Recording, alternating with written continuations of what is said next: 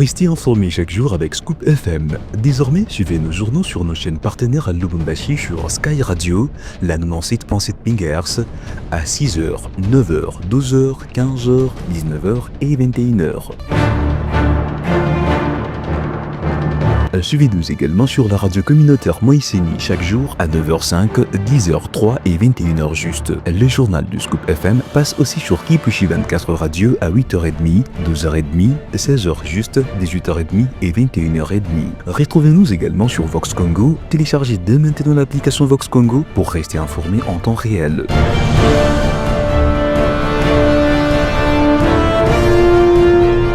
Scoop FM, suivez-nous sur notre page Facebook et sur notre chaîne YouTube pour tout savoir sur l'actualité locale, provinciale, nationale et internationale. Scoop FM, la neutralité réelle. La neutralité réelle.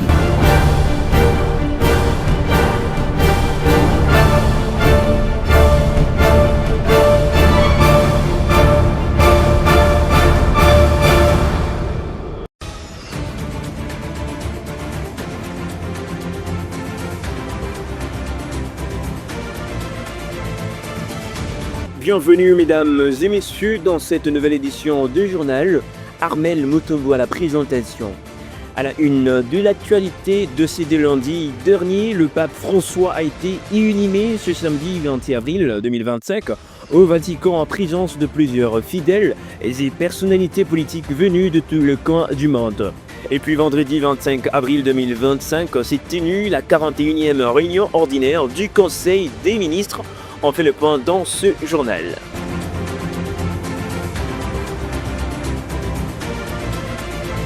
Mesdames et messieurs, encore une fois, bienvenue dans ce journal. Commençons par cette information. Décédé lundi dernier, le pape François a été inhumé ce samedi 20 avril 2025 au Vatican en présence de plusieurs fidèles et personnalités politiques venues de tout le coin du monde. Gloire Duboué. À 10h ce samedi 26 avril 2025, la place Saint-Pierre s'est remplie des silences et des recueillements pour accueillir les funérailles du pape François. Décédé le 21 avril à l'âge de 78 ans. La messe a été présidée par le cardinal Giovanni Battista Re, doyen du Collège des cardinaux, conformément au souhait du défunt pontife.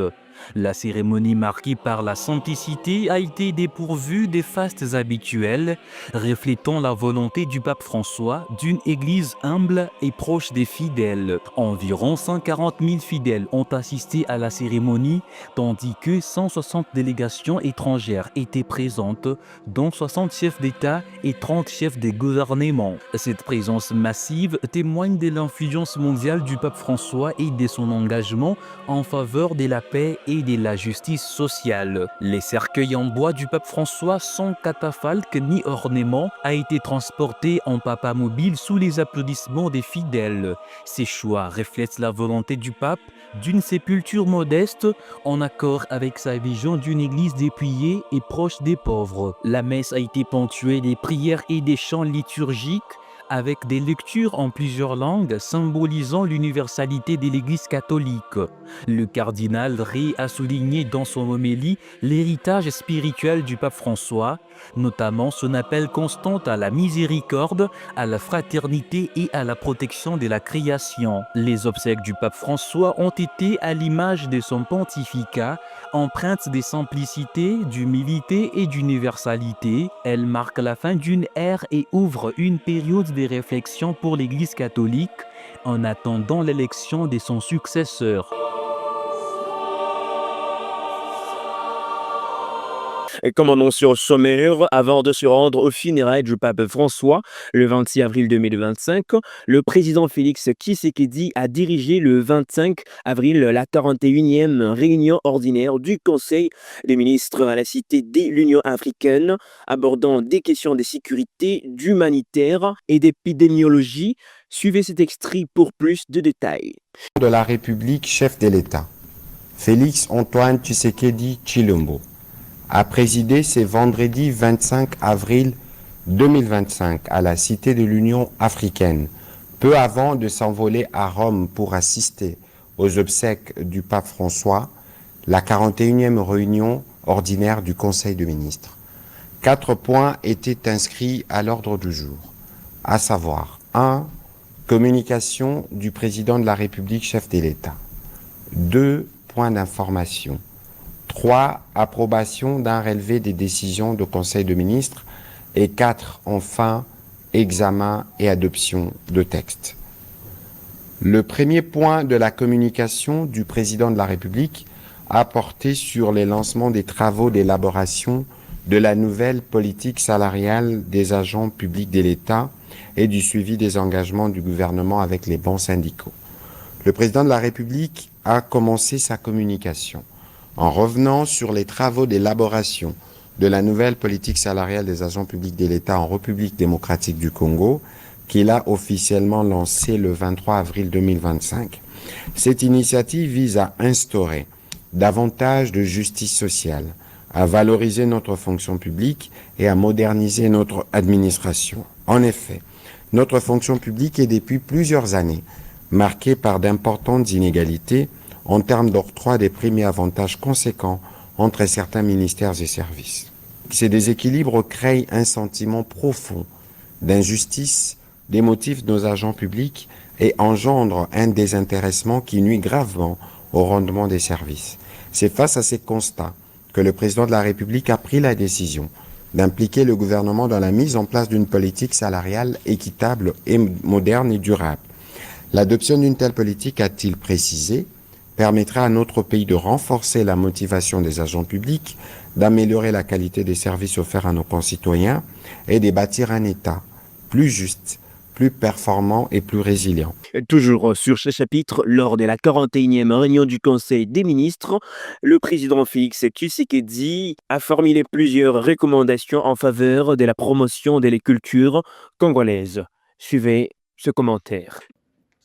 Selon le porte-parole du gouvernement, Patrick Muyaya, le chef de l'État, a notamment insisté sur l'importance de la République démocratique du Congo de participer à des événements culturels d'envergure, tant au niveau national qu'international.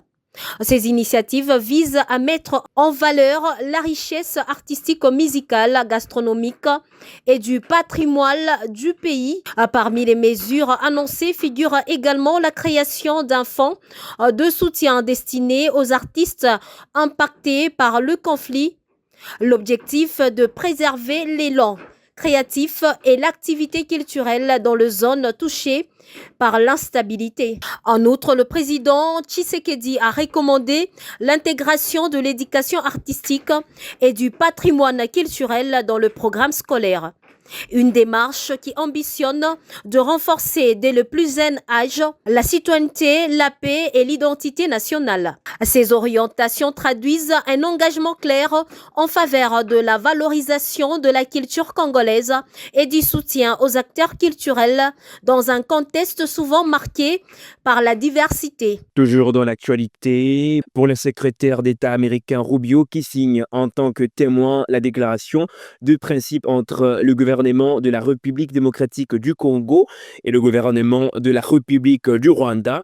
Cette déclaration engage les parties à reconnaître mutuellement la souveraineté et l'intégrité territoriale, à répondre aux préoccupations en matière de sécurité, à promouvoir l'intégration économique régionale, à faciliter le retour des personnes déplacées, à soutenir la MONUSCO et à rédiger un accord de paix.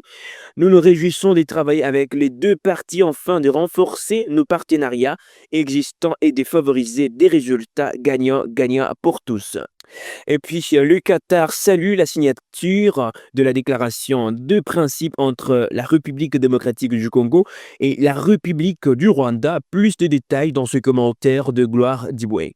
L'État du Qatar se félicite de la signature de la déclaration de principe entre les gouvernements de la République démocratique du Congo et de la République du Rwanda à Washington, D.C. Cet accord fondé sur le respect mutuel de la souveraineté nationale et l'engagement à résoudre les différends par des moyens pacifiques et négociés constitue selon les Qatar une avancée positive et importante en faveur de la stabilité et de la paix dans la région. Les Qatar saluent l'esprit constructif constructif et l'engagement sincère en faveur du dialogue et de la diplomatie démontrés par ces deux parties, reflétant une volonté réelle de désamorcer les tensions et de promouvoir les intérêts des peuples de deux pays ainsi que ceux de l'ensemble de la région. L'État du Qatar exprime également sa reconnaissance aux États-Unis pour les efforts diplomatiques qui s'inscrivent dans les cadres des initiatives internationales visant à promouvoir la sécurité et la stabilité dans la région de Grand Lac. Ces efforts complètent les avancées réalisées lors du sommet conjoint de la Communauté d'Afrique de l'Est EAC en sigle et de la Communauté de développement de l'Afrique australe SADC en sigle, tenu à Dar es Salaam en Tanzanie le 8 février 2025, ainsi que lors de la réunion trilatérale entre les dirigeants de la République démocratique du Congo, de la République du Rwanda et de l'État du Qatar, organisée à Doha le 18 mars 2025. Les ministères des Affaires étrangères réaffirment les soutiens de l'État du Qatar à toutes les initiatives conjointes visant à instaurer une paix durable. Ils réitèrent également la position constante du Qatar en faveur du règlement pacifique des différends, du respect du droit international et de la consolidation de la stabilité ainsi que de la paix et de la sécurité internationale. Toujours dans l'actualité, des députés nationaux regroupés au sein du collectif ont exigé vendredi 25 avril la suspension des poursuites contre leur collègue Augustin Matata Ponyo, poursuivi par la Cour constitutionnelle.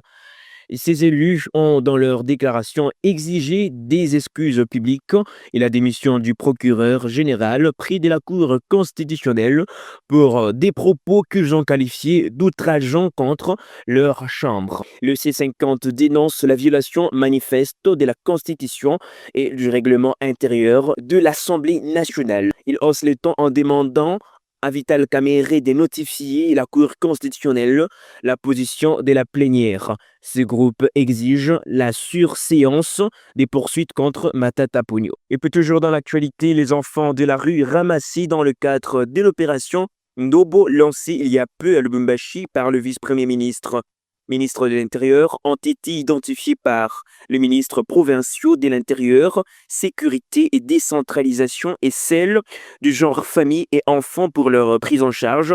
Plus de détails dans cet élément de reportage. Délégué par le gouverneur de la province du Haut-Katanga, Jacques Yaboula Katoué, du ministre de l'Intérieur et du genre famille et enfants, ont procédé à l'opération d'identification des enfants ramassés dans le cadre de l'opération Ndobo, lancé il y a peu à Lubumbashi par le vice-premier ministre de l'Intérieur. Ces enfants dits chégués seront placés dans un endroit beaucoup plus sécurisant afin d'assurer leur avenir.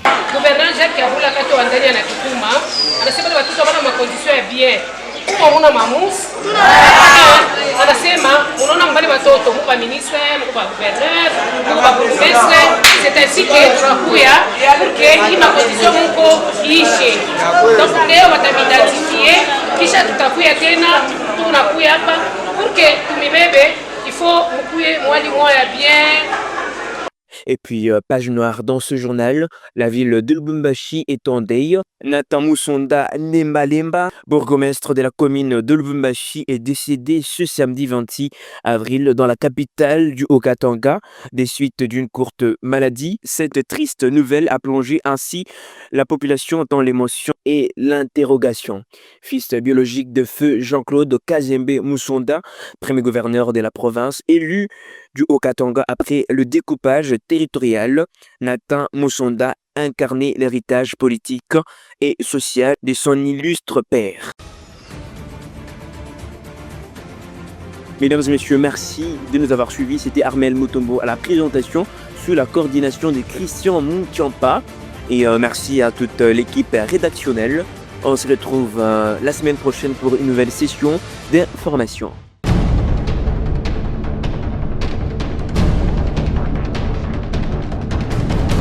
Restez informés chaque jour avec Scoop FM. Désormais, suivez nos journaux sur nos chaînes partenaires à Lubumbashi sur Sky Radio, la 97.7 MHz, à 6h, 9h, 12h, 15h, 19h et 21h. Suivez-nous également sur la radio communautaire Moïseni chaque jour à 9h05, 10h03 et 21h juste. Le journal du Scoop FM passe aussi sur Kipushi 24 Radio à 8h30, 12h30, 16h juste, 18h30 et 21h30.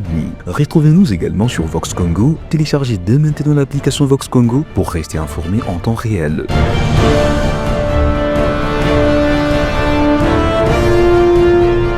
Scoop FM, suivez-nous sur notre page Facebook et sur notre chaîne YouTube pour tout savoir sur l'actualité locale, provinciale, nationale et internationale. Scoop FM, la neutralité réelle. La neutralité réelle.